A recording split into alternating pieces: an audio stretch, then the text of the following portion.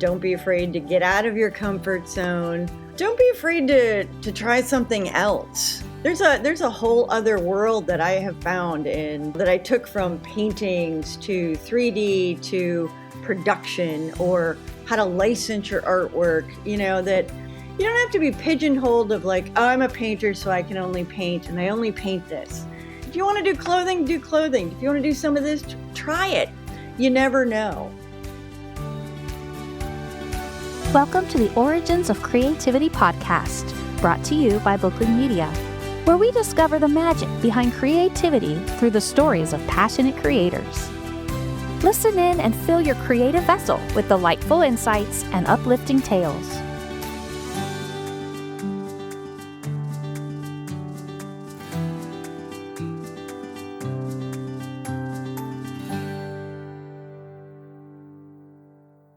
Hello, you are listening to the Origins of Creativity podcast. I am your host, Becky Gehrisch.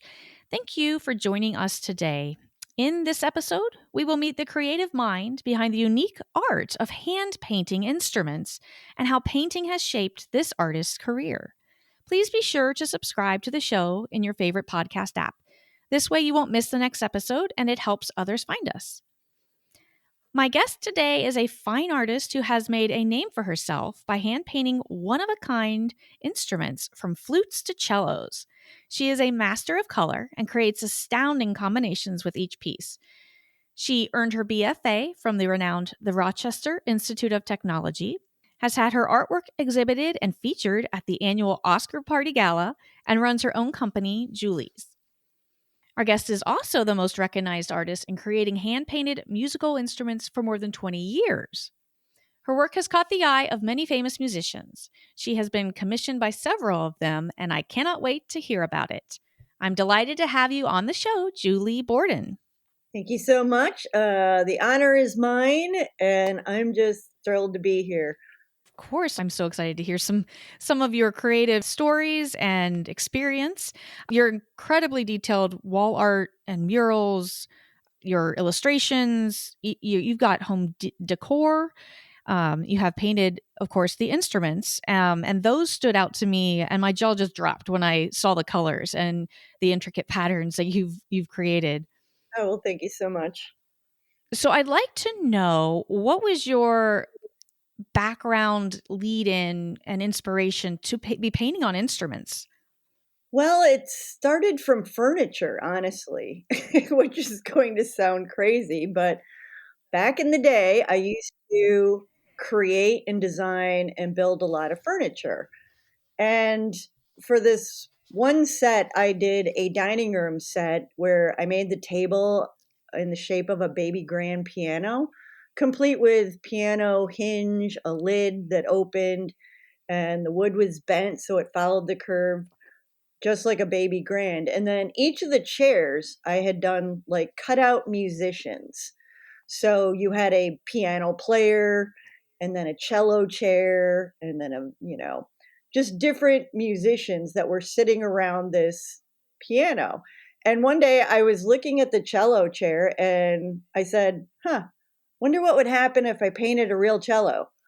And so I ordered one and I painted it. I had a gallery in Rhode Island at the time. I put it in the window. It sold. So then I ordered another cello and a violin. And they sold. And I've never stopped painting musical instruments since then. Oh, that's excellent.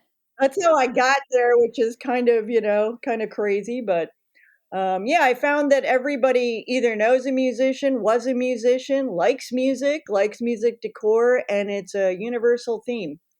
So Absolutely. I had no idea it was going to go here for 20 some years, but this is where I am. Oh, I love that. So are you a musician yourself? Not at all. I love that. Okay. I mean, I love the shapes of the instruments and musical instruments. And there was something about it, especially when I got the first cello, there was just this extraordinary surface, but the shapes I just thought were so cool. And I have always thought of like any surface could be a painting.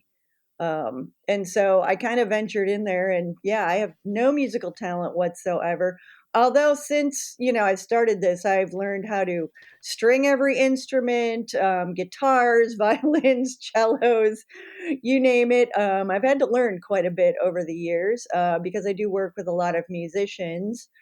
That's what I was wondering about because to be able to paint on the different surfaces with different keys or different the strings are around and intertwined with the instrument. So would you have to take off all of the keys of the saxophone to do it, or are you painting around that?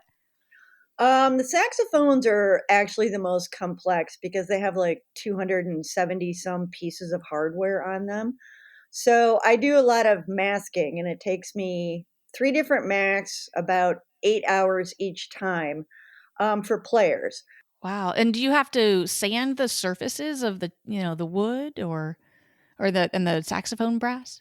Nope, I don't. Some people send me raw brass, which is it doesn't so they get it from the factory without any of the lacquer on it. Some people don't.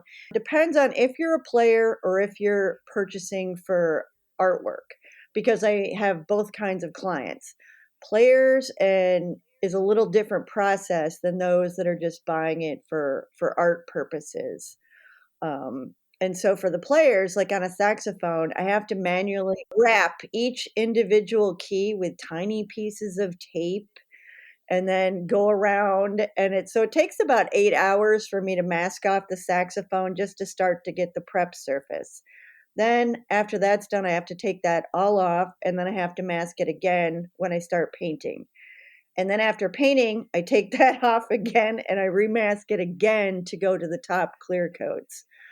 So it's pretty involved, I mean, as far as time consuming, just because of the amount of hardware. And if you're a player, and that goes for any of the instruments, be it a trumpet, be it a clarinet, flutes, whatever it is. I have to mask off the pads, and all the keys and everything because you don't. And then on the inside of the bells, because you don't want the clear coats or anything to go inside and gunk up the valves or anything like that. That's what I was considering, how to get that all to work if you were to play it. And I find it incredible that you can do both for, people who are playing and for those who just want an art piece, and that the musician can still play on the instrument, which is amazing. And when you're painting for a client do they have ideas that they want you to make something specific on the instrument, or are you given free range to put, something that would go with the instrument? Both. It really depends on the client. So I have a lot of I tell clients that usually with their inquiry, I say, send me your wish list, because some people send me 6 words and some people send me 6 pages of notes that they want on it, depending on the Oh, story incredible. and what the job is. Because I have a number of clients that are like, yeah, just do your thing and be creative. I don't want to limit your creativity. Here's a couple colors I like. And then they may take a couple screenshots from the website of anything on the website, because you're not limited. If you want a horn or something, you don't have to just look at the horns I've painted. You can look at a painting or, whatever you want. But then I do a lot of people that they ask for tribute pieces. And so it's really about telling their story on each instrument. And some of these stories are really happy and some of them are sad. And they're tributes to family members or people they've lost, or instruments that they came into possession of that was somebody in the family and they're paying tribute to it. And then others just want, something really fun, or if it's a commercial job, like I just did a saxophone for a resort, then it's, we're going into a piano bar, so to speak. And so we're doing specifics. Like with all the piano guys that I work with for their music videos, we obviously have very definite, notes on what the song is, what the video is going to be like. And so those pieces are designed specifically for that music video.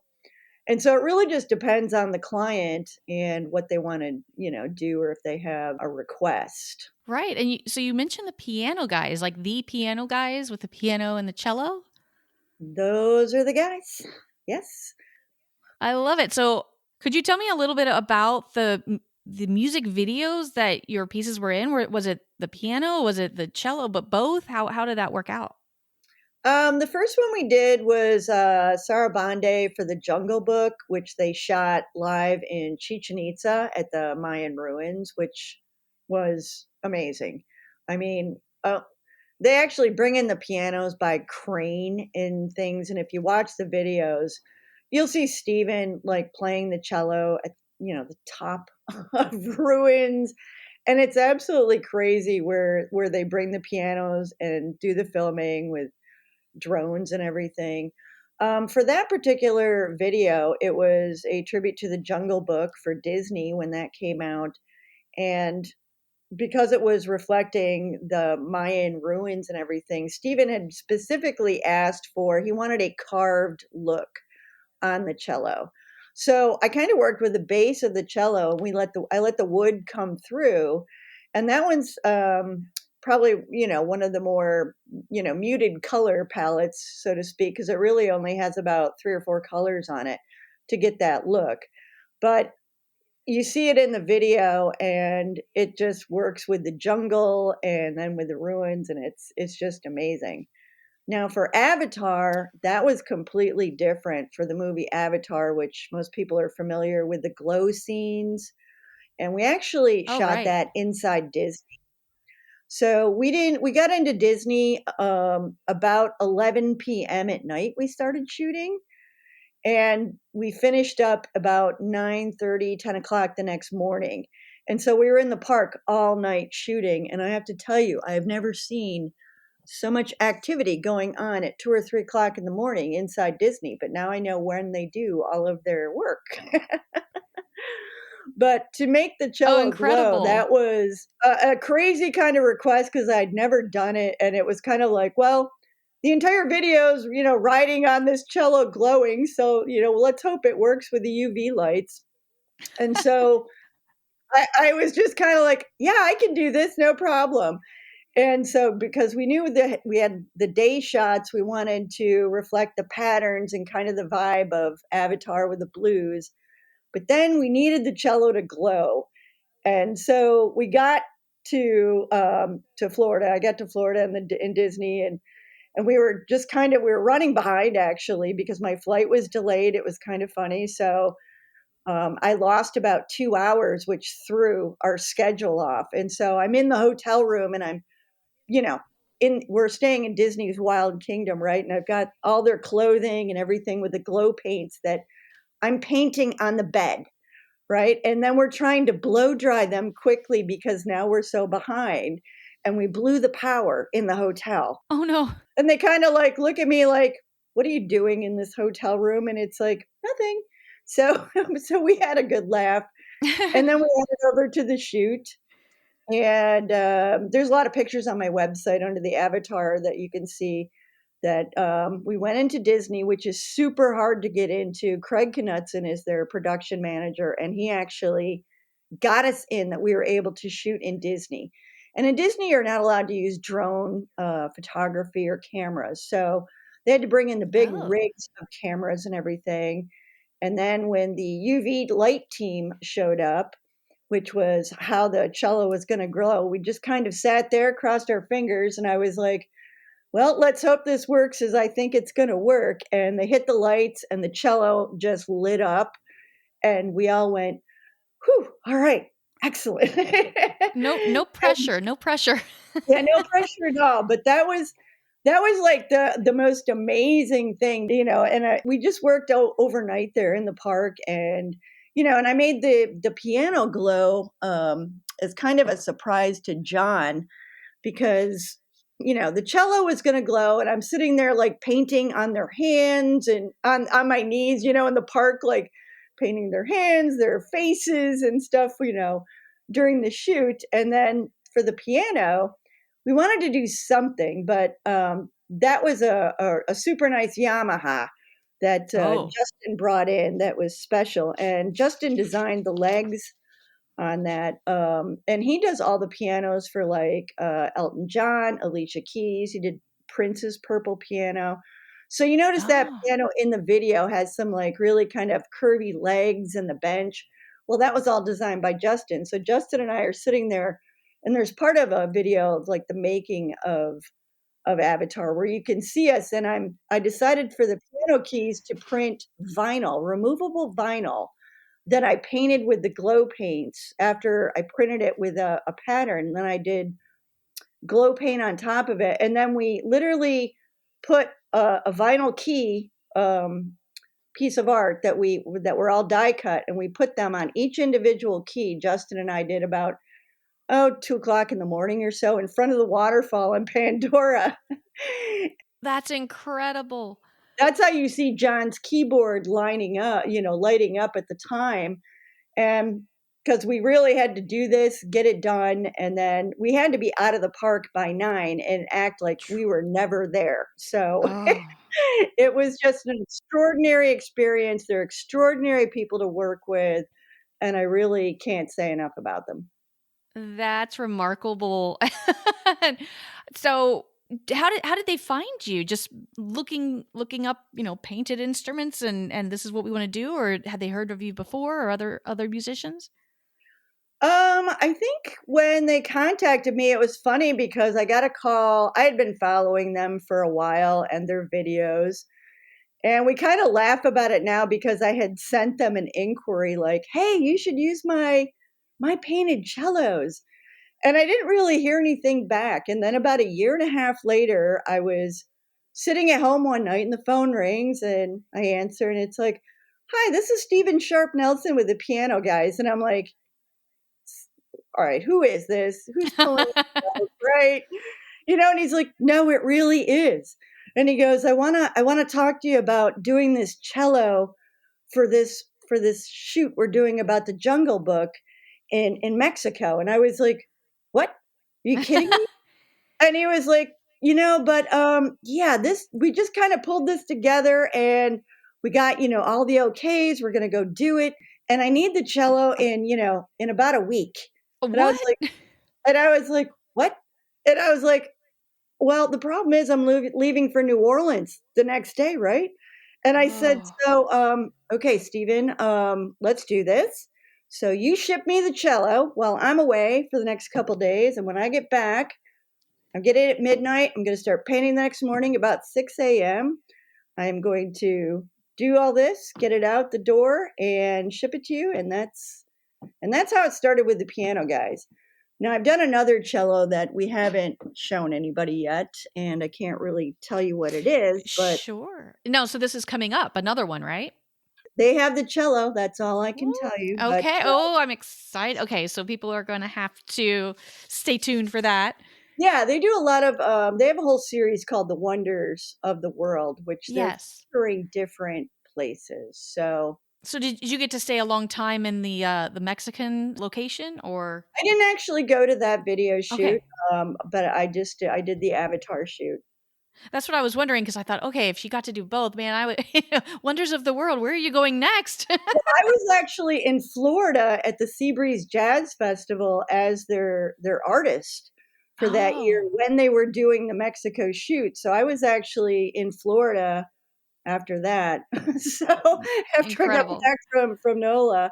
So yeah, it was kind of crazy. So Has this been good for more pieces that you're able to do for other artists? Have you had more exposure from it then?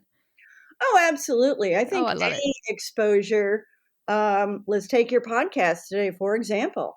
I mean, Right? it's any exposure artists can get, I think they should take, just because you never know who you're going to reach, who's listening, who's going to see your work or what channel. And you can try to put it everywhere as you're a working artist, you know this, you try to get your stuff all over the place. You're on social media, but we're really just one. I mean, I'm a studio of one. I don't have a team. Yes. I don't Right. have a I don't have a production group. I do my websites, I do my own videos, I do, the photographs, the everything, the Everything. painting. I'm, you can call me Jack, I guess, on the side, but yeah, and so I think any opportunity you have, and especially something like this, because I learned a lot about working with videos and the shoots and how they're done, and the staging and the amount of craziness that goes into a video shoot of hours on a schedule. It was really something, and I was just thrilled to be a part of it. It's kind of like yesterday I put up a commercial, that Waterloo sparkling water. I just did a saxophone for them that featured in a Oh, commercial. wow. When they called, and she called me, and she was like, "Yeah, we're doing this video for Waterloo sparkling water, and they want this flavor on a saxophone." And Oh, they had wow. already kind of stripped up, like, the marketing department or whatever from my website, like the model they were going to use with a saxophone that I had painted. And then they sent me, the flavor. But at that moment, it's sort of like, well, we're looking, because we were trying to find a very specific prop, where my Mm, artwork all of a sudden becomes a prop. And I had somebody yesterday said, "Oh, well, it's too bad, there's words over the video." And I said, "But I'm not the focus." I said, "Actually, Waterloo is, and there's sparkling water. That's the product, not my saxophone. I'm just thrilled to be in it and see yeah. it, and somebody playing it was just another great experience." But that's just, another way to, I was thrilled, and it's just so fun to see it, on something like that. Right. So when you were younger, were you always painting, or has this, how has this evolved for you over the years? Oh yeah, I started drawing when I was in grade school, and I actually won like a first, like ribbon at the fair when I was Oh, very nice. young. And then all throughout high school, I had an amazing teacher that taught me how to paint, is the truth. Mm. And I actually started in oils. I work in acrylics now, but I started as an oil painter, pretty traditional landscapes for the most part. And then in high school, I won a lot of awards. And then I attended something called the New York State Summer School of the Arts, where I won a scholarship to this program in the summer, my junior year, right before I was a senior in high school. And you went actually to a college away to stay for, I don't know, 6 weeks, I think it was. And Oh, all of these other kids from New York State that I had no interaction with, and we went to Fredonia campus in New York, and then they have access to Chautauqua Institute, which in New York they have an amazing summer program, and it was my first real introduction to meeting a whole bunch of kids that actually went to the quote fame school at the time, right? Where right. you had all these kids, and looking at all these different hundreds of kids that went into this program, and spent their summer basically an immersive art college program where we had classes every day for hours, and then they would take us to the opera at Chautauqua at night, or we would do activities, and it was absolutely amazing. I was introduced to so many new ways of art and instruction at a level that I'd never experienced before. And when I came home from that summer, I was just things were just different. I just felt different. It was one of those things where I was like, I'm going to college for art. I mean, I'd already always planned on doing that, but that pretty much solidified it. A defining moment. Yep. That's so it's interesting how things, you had that interest and it just kind of grew and blossomed and was nurtured to get to that point where it was easy and an easy choice, but by that point that you could just go into this and want to do it. I love that. Besides the piano guys, are there any other artists that we would know that you've created custom painted instruments for? Um, as far as musicians, I have a couple coming up, but I really am not at liberty to say.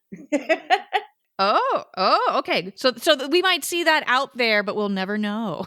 Yeah, well, I mean, a lot of people are very private about things, and I have to respect clients, but it was Trace Adkins presented one of my guitars to T. Boone Pickens one time on stage. But as far as I'm concerned, every client is the same. I honestly do not treat celebrities any differently. And there is no price difference really for any celebrity compared to anyone else because I don't really think that would be fair. Right, it's not fair, and it's your art is the same for everyone. It's they get the same quality and passion that you've done for anybody else, and I think that says a lot about you and how your art speaks. I think on each piece, and it's just really incredible. Well, thank you. And so, what would you be doing if you weren't painting or doing art? Do you do other things on the side? Are you a singer? Are you other things like that? My sister is a singer. Both of them sing and do those kinds of things. Yeah, that's not.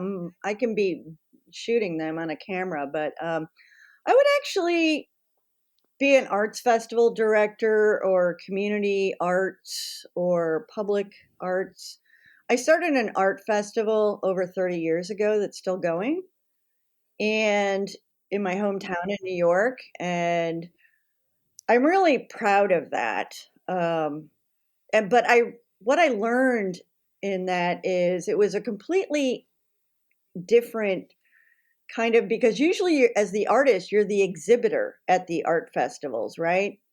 And this was, Right. I decided to create it in a place that had nothing. And I took the number one festival in the country, which was Cherry Creek Arts Festival in Denver at the time. I had been an exhibitor there. And when I moved back to New York, they didn't have any of this in this small town. So I said, well, I'm going to do one. And whatever Cherry Creek had, we're having. And people said, you are crazy. At the time, Denny Dent, who was one of the first speed painters, I don't know if you're familiar with that, but the people that do like No. celebrity speed painting, like on a canvas in front of a huge audience, he was like the pioneer of this. And he had just performed at Woodstock. Um, and people, and I said, well, that's the guy we're going to have. And sure enough, I brought him to the festival and, but it took me about a year of working to get this festival up and off the ground. And it's still going 30 some odd years later. That's impressive. Those are the types of things. But what I learned in that experience was the opposite of because as the artist at a festival, you understand you're there to sell.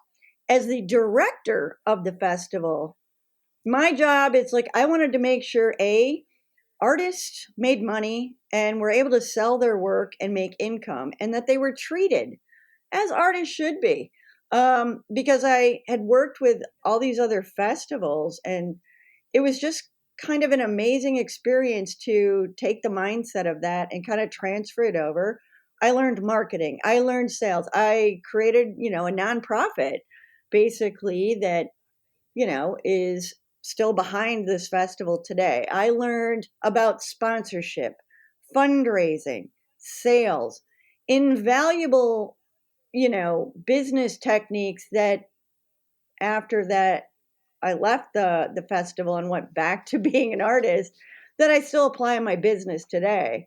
But from that, it's like I really do love working in the art festival, public art arena, community arts, that type of opportunity.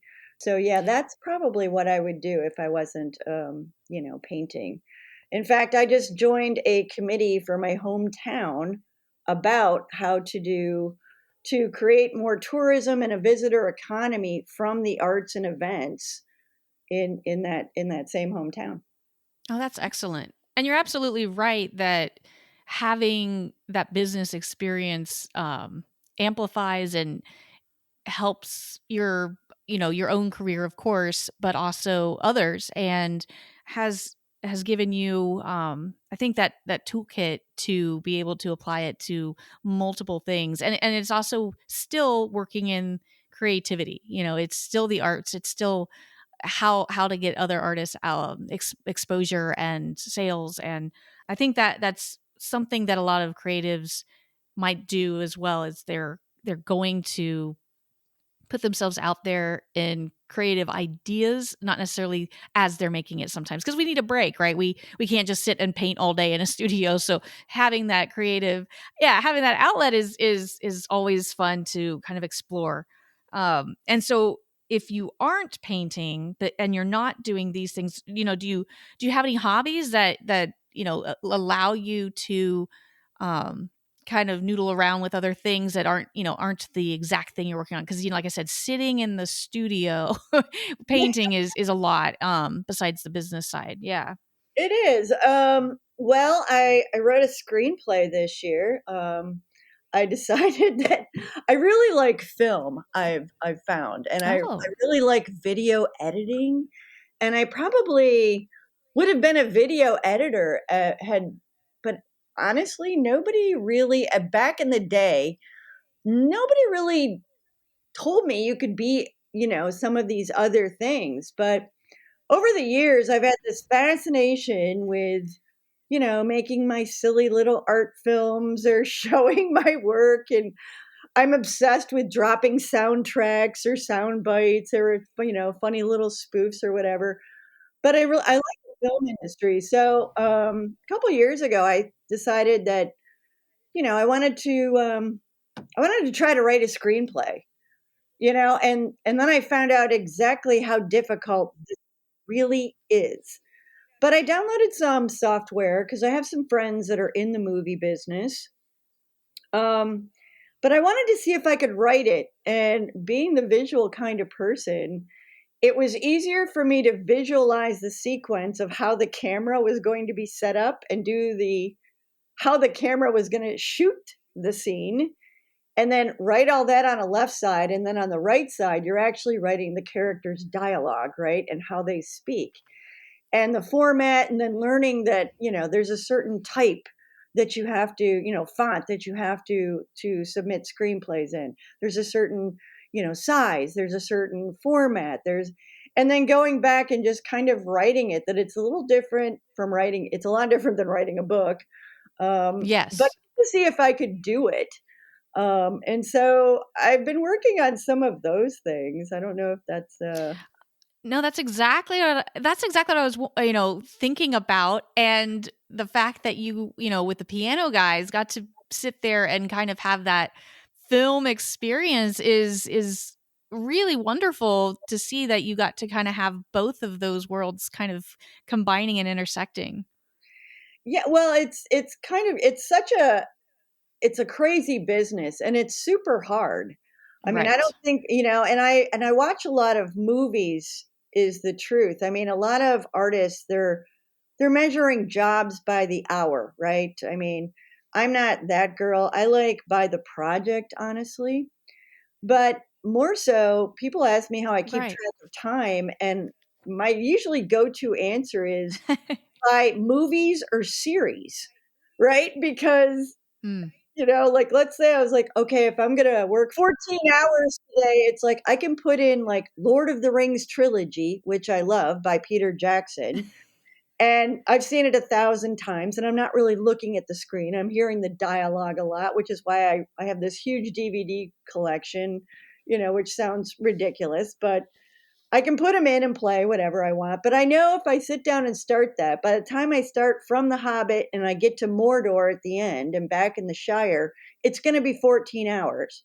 And so I can pretty much gauge, what I'm going to do, how I'm going to do that, or I'll listen to music, same thing. I'll put on like, a set of music that I know exactly how many hours I have in my playlist, but that's how I measure time because I don't really enjoy looking at clocks to measure art. Oh, I love that, because it is hard to just put a timer on, or to have that set playlist. That will definitely say, okay, that song's over and I need to take a break. Or that's a great idea. um does the addition of the movies and songs, does that help you get through times where you're just in this tedious, you're in the middle of the project? Does that help you get through and just keep going and pushing through? Or you don't have that problem where it's not a chore to paint? Oh, I think every artist has that, right? I mean, because there's that part when you're doing color blocking, Yes. I don't use paints out of a bottle. I mean, unless it's like golden or, like fluid Right. acrylics that are, because I mix all of my paints on the palette. But as you know, it's not that color. It takes layers to build up the colors and the tones and shadings that you want. And sometimes it's just hours and hours of going over the same section, the same section, right? So, I mean, and I have found like the soundtracks of movies I really like to listen to. I mean, I'm probably kind of weird because, I like horror movies, not blood and guts, so to speak. But I like the old horror films, but I really like the soundtracks. And when it's like pouring rain on a thunderstorm day and it's all dark and gloomy out, and here I am like watching a horror film, right? Just enjoying the music. And then I'm painting these happy, bright colors, and hearts and people, musicians playing. And it's just kind of, it's just kind of a glaring, opposites there. But Sometimes our brains need that, right? They need the if all you're seeing for those hours are bright and colorful, you might need a little shift in your mindset and Well, and have I the found variety. that not by listening to the same films over and over, I listen to the dialogue, Mhm. right? And I mean, yeah, sure, I can quote most every movie I have, which are, I don't know, a really huge, large shelf here of them, word for word, because I've watched them so many times. But every time I listen to them, I find myself, hearing more of what the actual movie is about and whether I analyze it or think about it. But with the music, it's just something, that's peaceful to me. Or, like I said, listening to songs. And thank gosh, no one else is here to hear me sing those. But yeah, that's just, something I just do to kind of get into it and to get to the fun part, so to speak, when you finally built up all the layers and then you can go in with your teeny tiny brushes and start adding details and Oh, yes. all that kind of, right? The details, I love it. Beyond the movies and the music in your background, is there anything else that keeps you inspired um to continue what you're doing? Like you said, having the instruments commissioned is great because you get that immediate response from the receiver and how you've created this wonderful piece. Is it things like that, or is it the excitement of traveling or seeing it in different commercials or music videos? How is that for you? I think it's all of it. I don't think there's one, specific thing where I draw inspiration from. Um, I grew up in my mom, who recently passed away in October, was an artist. And she was a glass artist and jewelry artist.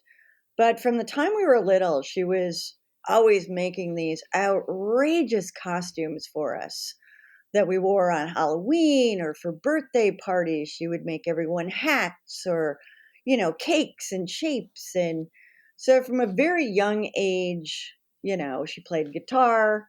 There was some art around. But where we lived, we weren't really introduced to a lot of art overall. But I I think can over see that. Yeah, I feel the same way. Right. and then, when I got to college, I kind of went like, wow, all these people know everything about the world. And here I was living in this kind of sheltered that I had never been introduced to a lot of things. And it was an eye opening experience. And the more I've learned, I try to take inspiration from any number of things, people, places, other artists. And then I spent when I was in college, I had one teacher say to me this, and I've kind of lived by this. Every day you're not working, somebody who wants it more is. And I never forgot Mm. it. And from that moment on, that was about sophomore year, I was in an illustration class and he said that. And from that day on, I just decided that, because it's such a difficult field, right? I mean, nobody actually, says, "Oh yeah, it's great. Go be a painter." Yeah. I mean, the immediate thought is, "You're doing what? That's crazy." And so you really have to be disciplined to kind of want to go down the road to be a professional artist, as you know, because you are going to fall on your face so many times. You are going to get so Yes. many rejections. You are going to watch, work your butt off for so many hours and then have nobody care. Yes. Or, and I keep, there's a fine line of, okay, you've got to keep going if you really want to do this, but you should expect it's not going to be easy. And you have to keep doing it, and I still get asked when I'm going to get a real job. I mean, and I keep trying to figure out, like, well, I guess someday. I mean, You say, no, this is my real job. my father immediately said to me, he's like, "That's awesome, congratulations." But my dad also enrolled me in bartending school immediately following graduation. And I did. I became a bartender, worked in various restaurants. And I said, but the fact of the matter is, it didn't work out. So I had to make the art thing work. Oh, shoot. Like, I was always the bartender going, like, you can't just come in here and drink every day. You really need to do other things. And the owners were like, no, Julie, we actually want them to come in here and drink every day. And I was like, yeah, I don't think this is gonna work out so well. I mean, I was a great bartender because I could make jokes and have fun. I really enjoyed it, but okay, yeah, I really want to do something else. And then I actually was a designer for Ocean Pacific children's wear. Oh. And so, yeah, in Colorado. So I worked at the surf company, right? Legendary Surf Clothing Company based in Colorado for children's wear. I mean, yeah, well, I mean, I've had so many jobs as like I try to tell people, but each one kind of, worked with my art career to help me in some way. After I left children's wear at OP, I went and actually worked for 3M National Billboards in Denver. This was back in the day now before they were printing billboards. We actually did them all hand painted. Whoa. And so I walked into this shop because I had some murals experience. So I saw this ad for paint billboards and I was like, I don't know what this is, but I need a job. So, let me walk in and see. And I walked into this warehouse and there's 14 by 48-foot billboards on Oh, wow. racks up, right? And I'm standing there and I'm looking at three guys that have airbrushes. And the guy looks at me and he goes, well, we actually get the artwork. We put it on the overhead projector. Then you climb up ladders and you draw this whole a 48-foot wide billboard that's 14 feet high by hand. And then you paint it by hand. That's cool. But it was just like painting big murals.